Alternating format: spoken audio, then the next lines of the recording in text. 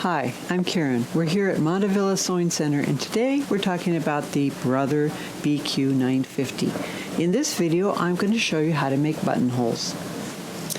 Okay, to start with, we need to get out the buttonhole foot, which is right here in the accessory tray, and I'm going to put away the regular foot. Notice I just pushed that little button on the back there and took the foot right off, put it right there where it says J, close that up.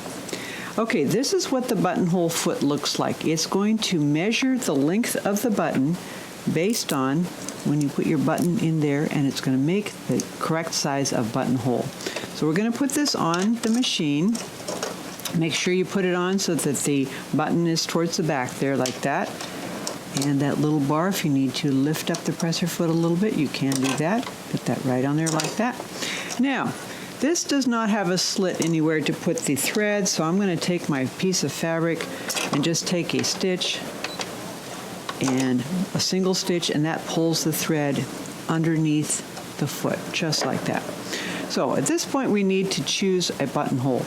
Now in this here, this is your quick select buttons. We want to go to this one right here that has a picture of the buttonhole on it.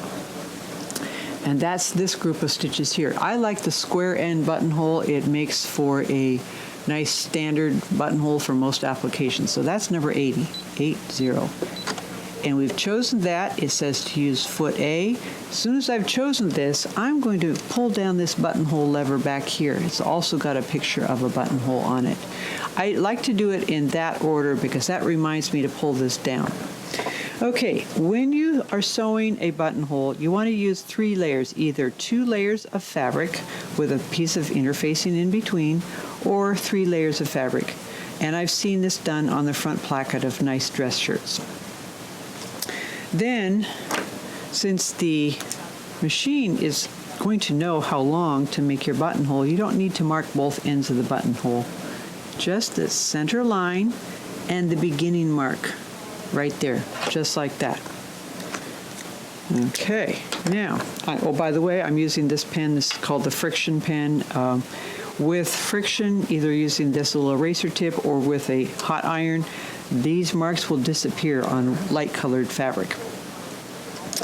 Okay, so we're going to put this under here. Again, you can lift up the presser foot a little bit more and match up those marks that you just made with the red marks on the foot. So we have that right in the center, and this little guy's blinking just based on whether I have the foot up or not.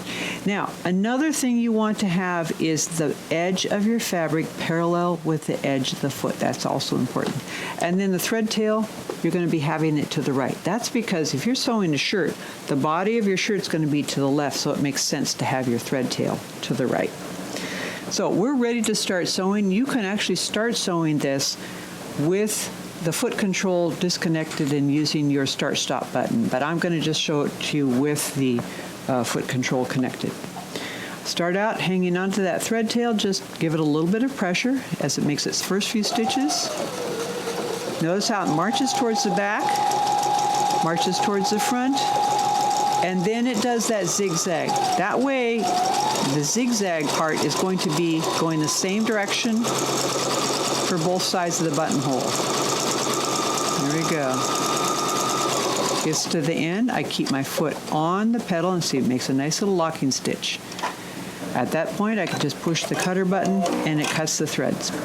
Now, if I'd had this engaged here, it would have actually cut that without me having to push that button. And of course, you can still use your scissors.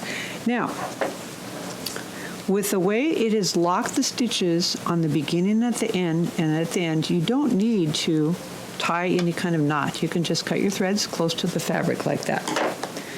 Then you take your seam ripper, and I like to use a pin to kind of guard the end of my buttonhole just to make sure that I don't cut all the way through that bar tack there.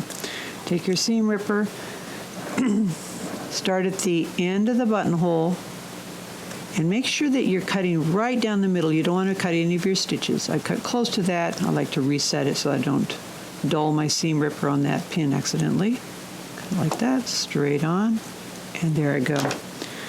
Now for a nice neat buttonhole, I like to get these little extra threads out from the middle because you've got a little bit of extra room on your buttonhole just so that you can cut it cleanly and not accidentally cut any of your stitches. That's why you have that extra bit of room like that.